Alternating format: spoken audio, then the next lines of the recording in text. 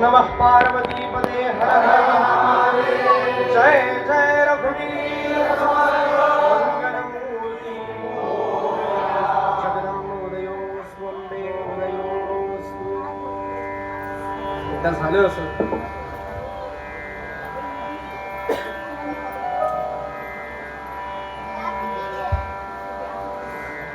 भगवान शिवशंकर आणि माता पार्वती असे दोघेही भगवान शिवशंकर समाधिस्थ आहेत आणि पार्वती देवी जवळ बसल्या असा साधारणतः प्रसंग आणि कसं दिसतंय ते एकंदरीत चित्र एका श्लोककर्त्याने सांगितलं। कसं दिसतायत भगवान शिवशंकर? कंठे यस्य विराजिते हि गरलं शीर्षेश मंदाकिनी वामांके गिरिजाननं कटितटे शार्दूलचर्माम्बरं माया यस्य ऋणब्धि विश्वमखिलं तस्मै नमः शम्भवे। जम्बूवज्जलबिन्दुवज्जलजवत् जम्बालवत् जालवत्। नमः पार्वतीपते हर हर महादेव। बुवा छान म्हटलं पण काही कळलं नाही। या श्लोकात प्रत्येक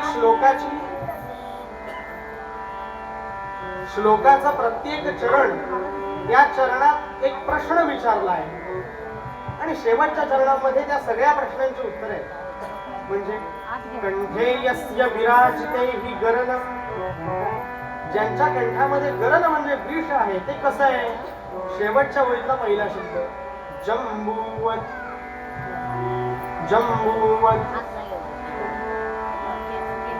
जंबू म्हणजे जांभूळ, त्या जांभळासारखं दिसतंय. जे गळ्यामध्ये विष घेतलंय ते कसं दिसतंय? म्हणाले जांभळासारखं दिसतंय. शीर्षेच मंदाकिनी, डोक्यावर असलेली मंदाकिनी म्हणजे गंगा, ती कशी दिसतीये? शेवटच्या ओळीतला दुसरा शब्द जलबिंदुवत, बॅकग्राऊंड नसेल तरी जलबिंदुवत, एखाद्या पाण्याच्या थेंबाप्रमाणे, ठिपक्याप्रमाणे दिसावी.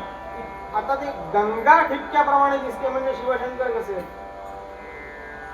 वामांके गिरिजानन असे बसलेत आणि डाव्या मांडीवर गिरिजेचं म्हणजे माता पार्वतींचं मुखकमल आहे, तोंड आहे, ते कसं दिसतं? तिसरा शब्द जलजवत, जलज म्हणजे कमळ, त्या कमळासारखं दिसतं. कटितटे शार्दूल चरमांबर, कमरेभोवती गुंडाळलेलं शार्दूल म्हणजे वाघाचं कातड, चामडं, ते कसं दिसतं? चौथा शब्द जंबालवत, अतिशय भयानक दिसतं. पण माया यस्य ऋणब्धी विश्वमखिलम, या जगतावर ज्यांची माया आहे ती कशी आहे? शेवटचा शब्द जालवत. आणि तस्मै नमः शंभवे, या भगवान शिवशंकरांना माझा नमस्कार असं सुभाषित करा म्हणतात. असे समाधीस्थ बसले भगवान शिवशंकर. आणि तेवढ्यात समाधी भंग पावेल असा एखादा आवाज यायला लागला. कसला आवाज यायला लागला? हळूहळू चिपळ्यांचा आवाज यायला लागला. छन छन छन छन छन छन छन. बर नुसत्या चिपळ्यांचा आवाज, त्या चिपळ्यांच्या बरोबर नुपुरांचा म्हणजे घुंगरांचा आवाज यायला लागला.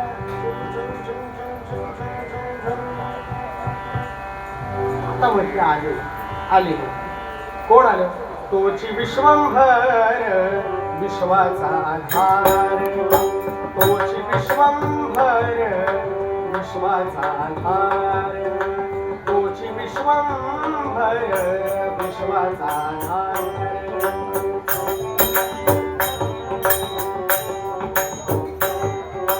करी दैन्य दूर, करी दैन्य दूर, करी दैन्य दूर नारायण, करी दैन्य दूर नारायण, तोची विश्वंभर विश्वाचा आधार.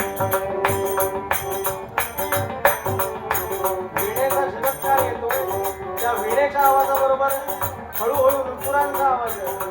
हातात चिपळे आहेत.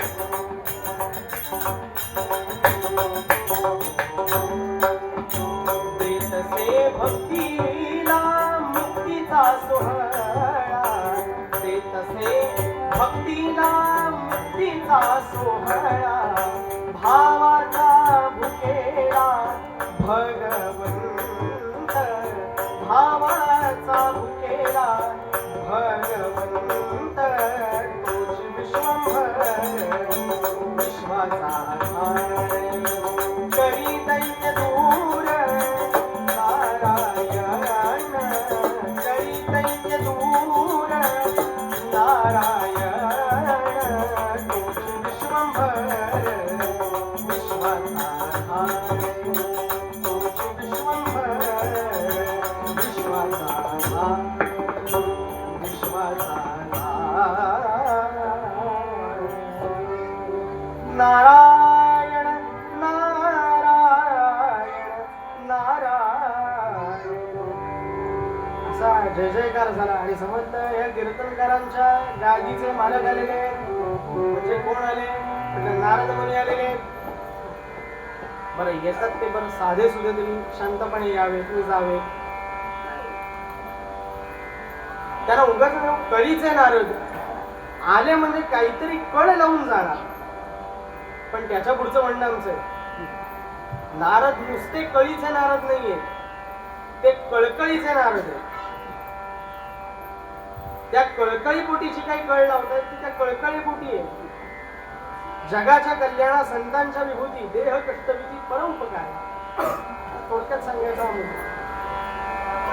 तसे नारद मुनी आले आणि भगवान शिवशंकरांना नमस्कार केला. भगवान काय सगळं कैलासावर म्हटलं क्षेम कुशल ना? हो म्हटलं सगळं छान चालू आहे. म्हटलं तुमच्या सौभाग्यवती पार्वती माता आमच्या कशा आहेत? उत्तम. आमचे बाल गणेश कसे आहेत? ते उत्तम. आणि मोठे कार्तिकेय कसे आहेत? म्हटलं कार्तिकेय सुद्धा उत्तम. बर, तुमचे सगळे भक्त मंडळ, तुमची सगळी सेना म्हणजे शिवांची सेना, ती शिवसेना कशी आहे? म्हणजे शिवांची सेना ती शिवसेना. या अर्थाने मी म्हंटल, तुम्ही कुठले भरती अर्थ काढू नका. आपण राजकारणावर काही बोलत नाही.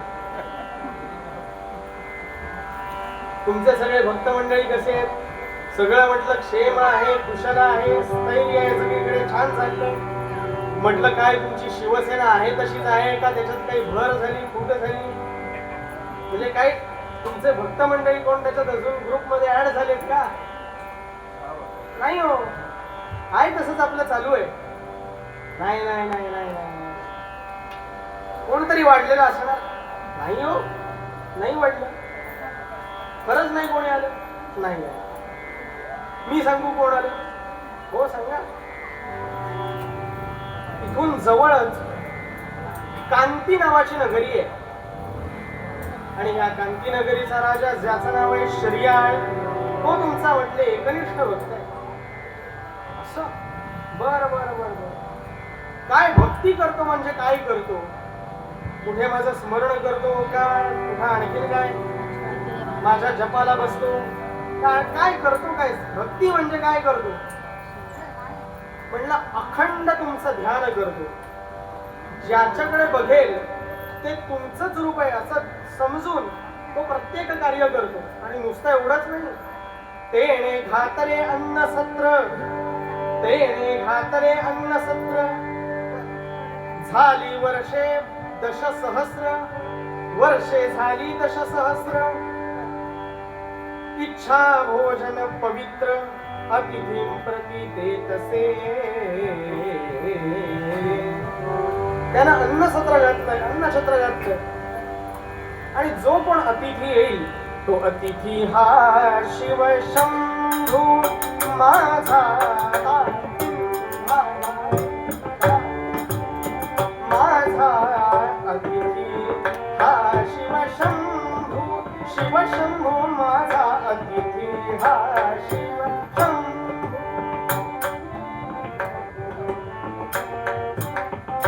येणारा प्रत्येक अतिथी हा दुसरा तिसरा कोणी नसून प्रत्यक्ष भगवान शिवशंकरच आहे.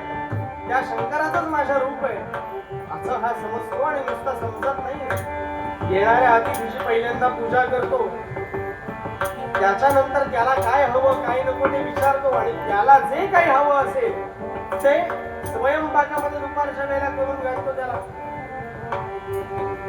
चांगली स्कीम आहे म्हणजे. तेव्हा असा तुमचा हा एकनिष्ठ भक्त आहे. बघा आता तुम्ही काय ते बघा आता तुम्ही, म्हणजे नुसती माहिती दिलेली नाही, एवढं सगळं सांगितलं. तुम्ही परीक्षा घेऊन या. कुंडली कवर नुसत्याच जाऊन येणार. एवढं सुचवलं तुम्ही, काहीतरी परीक्षा